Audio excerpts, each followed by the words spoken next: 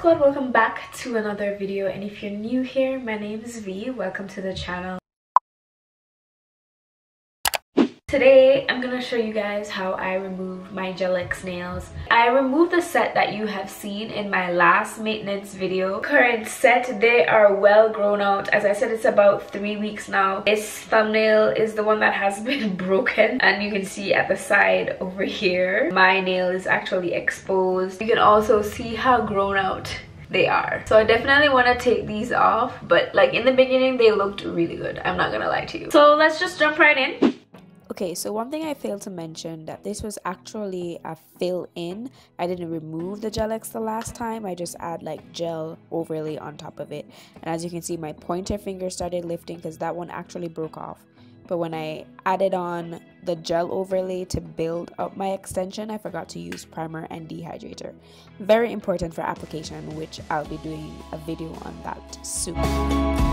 For the removal process, you can use a 180 grit buffer to buff off the gel extension before going in with your acetone to soak it off. But my preference is using a nail drill. This one is the Melody Susie that I got from Amazon.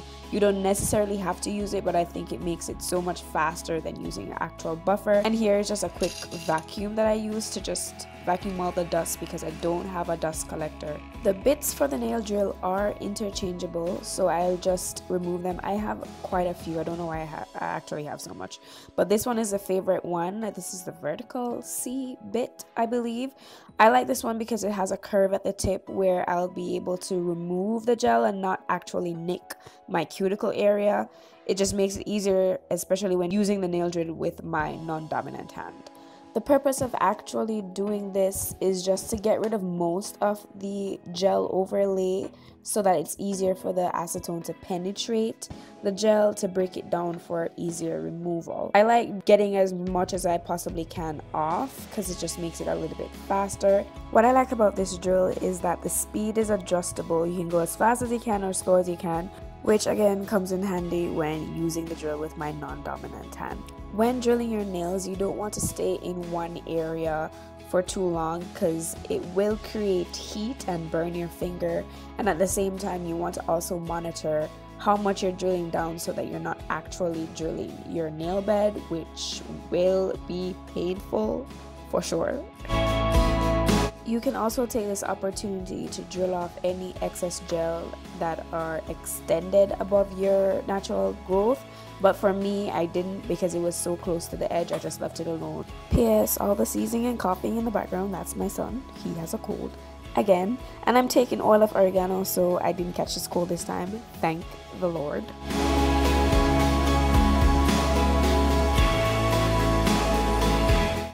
So using the drill with my non-dominant hand, it's way harder, and that's why I like this bit. It doesn't allow me to actually nick my cuticle as easily if I was using a different size or a different shape bit. But I employ the use of maneuvering at different angles or the use of other objects around me to help me get the gel off my nails without hurting myself, at least not too badly. I do apologize for my son in the background. There's sometimes I don't just get as much quiet time as I would like, and at the same time I can't really continue putting off not editing that video if I can't find the quiet time to do so.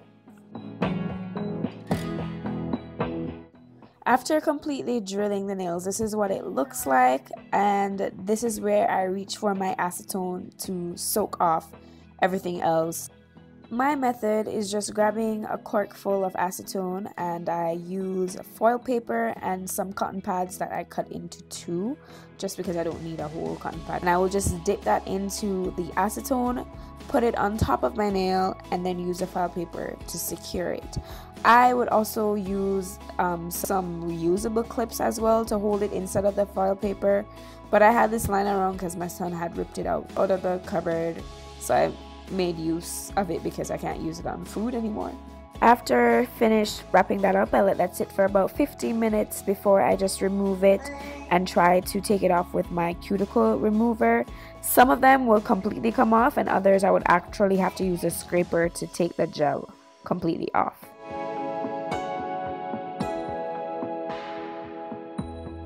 Sometimes the first soaking period doesn't take everything off. All I do is just reapply the cotton pad and let it soak for a little while longer, probably another 5 to 10 minutes, and then just do the same thing over again until it's all off.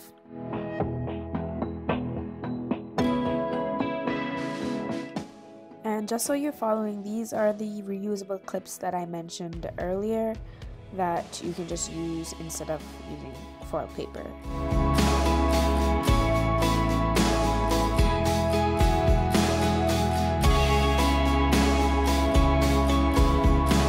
This is my nail when I've completely removed the overlay, the gel overlay, and I just go in with a buffer just to get rid of all the extra gel that just be holding on for dear life.